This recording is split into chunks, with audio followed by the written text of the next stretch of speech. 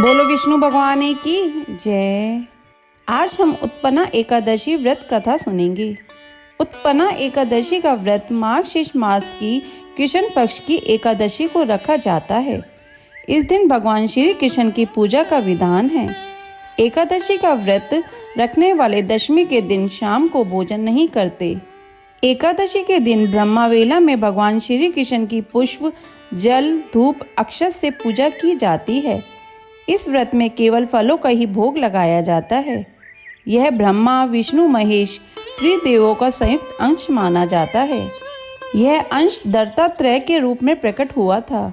यह मोक्ष देने वाला व्रत माना जाता है। चलिए सुनते हैं उत्पन्ना एकादशी की व्रत कथा। श्री सूत जी ब्राह्मणों से बोले, हे ब्राह्मणों, विधि सहित इस एकादशी महात्म्य को भगवान श्री कृष्ण ने कहा था।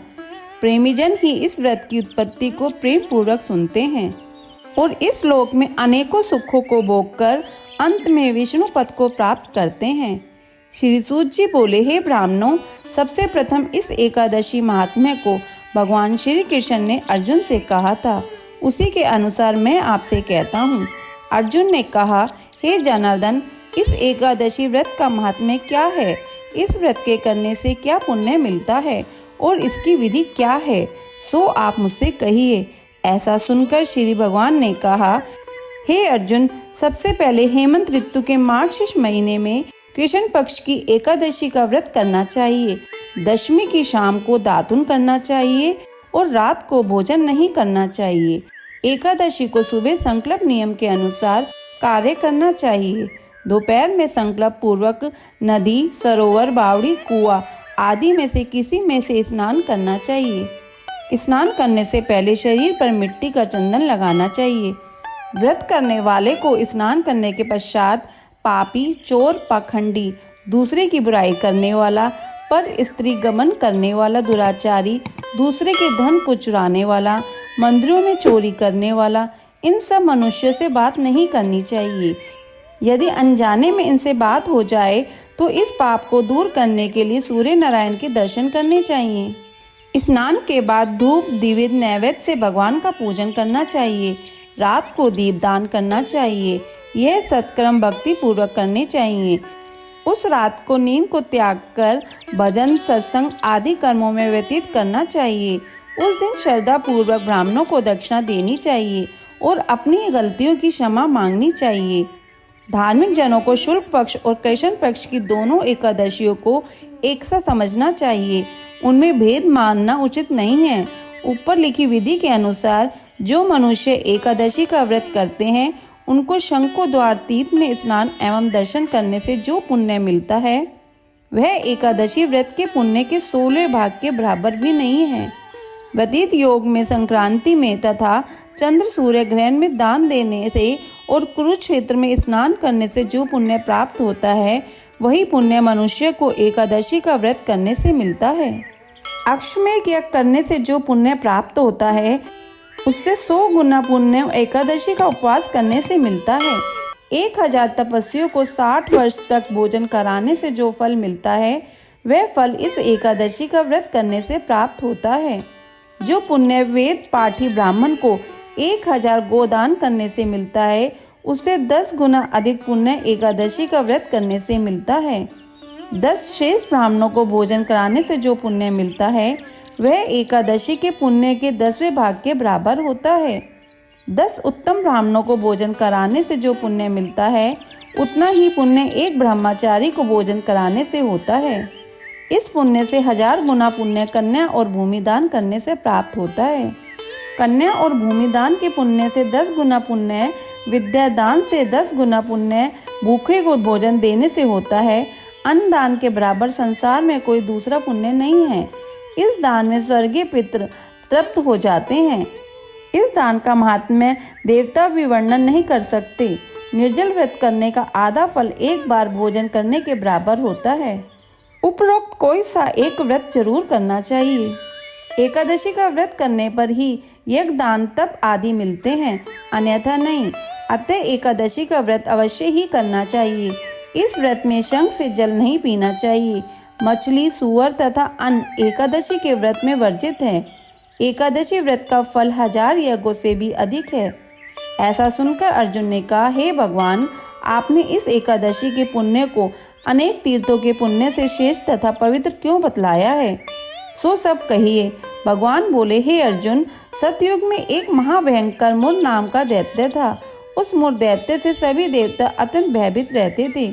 दैत्य ने इंद्र आदि देवताओं को जीत उन्हें उनके स्थान से गिरा दिया। तब देवेंद्र ने महेंद्र से प्रार्थना की, हे शिव शंकर, हम सब लोग इस समय मूर दैत्य के अत्याचारों से मृत्यु लोक में अपना जीवन व्यतीत कर रहे हैं। कृपया कर इस दुख से छूटने का उपाय बतलाइए। महादेव जी बोले, हे देवेंद्र, आप श्री विष्णु भगवान के पास जाइए।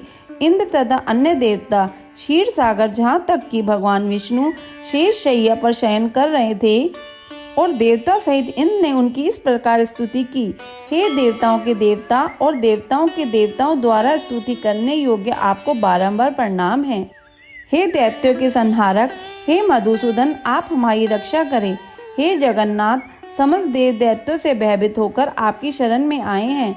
आप ही इस संसार के कारक और कर्ता हैं, सबके माता पिता हैं, जगत की उत्पत्ति, पालन और संहार करता तथा देवताओं की सहायता करने वाले और शांति प्रदान करने वाले हैं। आकाश पाताल आप ही हैं। तीनों लोकों को उत्पन्न करने वाला ब्रह्मा, सूर्य, चंद्र, अग्नि, हव्य, स्मरण, मंत्र, यजमान, यज्ञ, कर्म कर्ता, भोक्ता आदि आप ही हैं। हे देव, शरण में आए हुए की आप ही रक्षा करने वाले हैं। इस समय दैत्यों ने हमें स्वर्ग से निकाल दिया है, अब आप हमारी रक्षा कीजिए। देवताओं द्वारा करुण वाणी को सुनकर श्री विष्णु भगवान बोले, हे देवताओं, वह कौन सा दैत्य है जिसने देवताओं को जीत लिया है? कहाँ रहता है तथा उसमें कैसा बल है, ये सब मुझसे कहो। भगवान के वचनों को सुनकर इंद्र बोला, हे भगवान, प्राचीन समय में नाड़ी जंग नामक एक दैत्य था। उस दैत्य की ब्रह्म वंश में उत्पत्ति हुई थी। उसी दैत्य के लड़के का नाम मुर है। वह अपनी राजधानी चंद्रावती में जितने अपने बल से समस्त विश्व को जीत और सब देवताओं को देवलोक से निकालकर इंद्र, अग्नि, यम, वरुण, चंद्रमा, सूर्य बनकर पृथ्वी को तपाता है, मेघ बनकर जल की वर्षा करता है। अतः आप उस दैत्य को मार कर देवताओं को जीत कराओ। इंद्र के वचन सुनकर श्री विष्णु भगवान बोले, हे देवताओं, मैं तुम्हारे शत्रुओं का शीघ्र संहार करूंगा। अब सब चंद्रावती नगरी को जाइए। इस प्रकार भगवान विष्णु देवताओं से कहकर उनके पीछे पीछे चंद्रावती नगरी को चल दिए। उस समय मूर अनेक दैत्यों के साथ युद्ध भूमि में गरज रहा था। युद्ध होने पर असंख्य दानव अनेकों अस्त्र शस्त्रों को धारण कर देवताओं से युद्ध करने लगे, परंतु देवता दानों के आगे एक क्षण भी न ठहर सके। तब भगवान भी युद्ध भूमि में आ गए। भगवान विष्णु को देखा तो उन पर अस्त्र शस्त्रों का प्रहार करने लगे। भगवान भी चक्र और गदा से उनके शस्त्रों को नष्ट करने लगे। इस युद्ध में अनेकों दानव सदैव के लिए सो गए, परंतु दैत्यों का राजा मूर भगवान के साथ निश्चल भाव में युद्ध करता रहा। भगवान विष्णु मूर को मारने के लिए जिन जिन शस्त्रों का प्रयोग करते वे सब उनके तेज से नष्ट होकर उस पर पुष्पों के समान गिरने लगे। वह आपस में मल्ल युद्ध करने लगे, परंतु उस दैत्य को न जीत सके। अंत में भगवान विष्णु शांत होकर विश्राम करने की इच्छा से बद्रिकाश्रम गए। उस समय 48 कोस लंबी एक द्वार वाली हेमवती नाम की गुफा में शयन करने के लिए भगवान घुसे। हे अर्जुन, अतः मैंने उस गुफा में शयन किया। वह दैत्य भी वहां आया, मुझको शयन करता देख मारने को तैयार हो गया। उसी समय मेरी देह से एक अत्यंत सुंदर कन्या दिव्य अस्त्र धारण करके उत्पन्न हुई और दैत्य के सामने आकर युद्ध करने लगी। वह दैत्य इस कन्या से लगातार युद्ध करता रहा। कुछ समय बीतने पर इस कन्या ने क्रोध में आकर उस दैत्य के अस्त्र शस्त्रों के टुकड़े टुकड़े कर दिए, रथ तोड़ दिया। तब वह दैत्य महान क्रोध करके उससे मल्ल युद्ध करने लगा। उस कन्या ने उसको धक्का मारकर मूर्छित कर दिया। जब वह दैत्य मूर्छा से जगा तो उस कन्या ने उसका सिर काट यमपुर पहुंचा दिया। अन्य समस्त दानव भी ऐसा देखकर पाताल लोक को गए। जब भगवान विष्णु की निद्रा टूटी तो उस दैत्य को मरा देखकर अत्यंत आश्चर्य करने लगे और विचारने लगे, इस दैत्य को किसने मारा है। तब कन्या भगवान से हाथ जोड़कर बोली, कि हे भगवान, यह दैत्य आपको मारने को तैयार हैं, तब मैंने आपके शरीर से उत्पन्न होकर इसका वध किया है। इस पर भगवान बोले, हे कन्या, तूने इसको मारा है, अतः मैं तेरे ऊपर प्रसन्न हूँ। तूने तीनों लोकों के देवताओं को सुखी किया है, इसलिए तू अपनी इच्छा अनुसार वरदान मांग। कन्या बोली, हे भगवान, मुझे यह वरदान दीजिए कि जो मेरा व्रत करे उसके समस्त पाप नष्ट हो जाएं और अंत में स्वर्ग पहुँच जाए। मेरे व्रत का आधा फल रात्रि को मिले और उससे आधा फल एक समय भोजन करने वाले को मिले। जो मनुष्य भक्ति पूर्वक मेरे व्रत को करे वह निश्चय ही आपके लोक को प्राप्त करे। कृपया मुझे ऐसा ही वरदान दीजिए, जो मनुष्य मेरे दिन तथा रात्रि को एक बार भोजन करे वे धन्य धान्य से भरपूर रहे। इस पर भगवान विष्णु उस कन्या से बोले, हे कल्याणी, ऐसा ही होगा।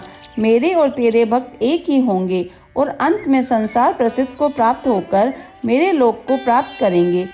हे कन्या, एकादशी को पैदा होने से तेरा नाम भी एकादशी हुआ। जो मनुष्य तेरे इस दिन का व्रत करेंगे उनके समस्त पाप नष्ट हो जाएंगे और अंत में मुक्ति को प्राप्त करेंगे। तू मेरे लिए अब तीज, आठे, नौमी और 14 से भी अधिक प्रिय है। तेरे व्रत का फल सब तीर्थों से फल से मान होगा। यह मेरा कथन सत्य है। ऐसा कहकर भगवान उसी स्थान पर अंतर्ध्यान हो गए। एकादशी भी भगवान के उत्तम वचनों को सुनकर अत्यंत प्रसन्न हुई। हे अर्जुन, सब तीर्थों, दानों, व्रतों के फल से एकादशी व्रत का फल सर्वश्रेष्ठ है। मैं एकादशी व्रत करने वाले मनुष्य के शत्रुओं को, विघ्नों को नष्ट कर देता हूँ और उन्हें मोक्ष दिलाता हूँ। अर्जुन, यह मैंने तुमसे एकादशी की उत्पत्ति के बारे में व्रत बतलाया है। एकादशी पापों को नष्ट करने वाली और सिद्धि को देने वाली है। उत्तम मनुष्यों को दोनों पक्षों की एकादशियों को समान समझना चाहिए। उनमें भेदभाव करना उचित नहीं है। जो पुरुष विष्णु भक्त है उनको धन्य हैं। जो मनुष्य एकादशी महात्म्य को श्रवण व पठन करते हैं उनको अश्वमेध यज्ञ का फल मिलता है। जो मनुष्य भक्ति पूर्वक कथा सुनते हैं वे विष्णु लोक को जाते हैं और करोड़ों वर्ष तक उनकी जगह पूजा करते हैं। जो एकादशी महात्म्य की चौथाई भाग को सुनते हैं उनके ब्रह्मा हत्या आदि के महान पाप नष्ट हो जाते हैं। विष्णु धर्म के समान संसार में कोई दूसरा धर्म नहीं है और एकादशी व्रत के बराबर कोई भी दूसरा व्रत नहीं है। कथा संपूर्ण। अगर आपको ये कथा सुनना अच्छा लगा हो तो इसे लाइक करके शेयर करें। चैनल पे नए हैं तो सब्सक्राइब करें।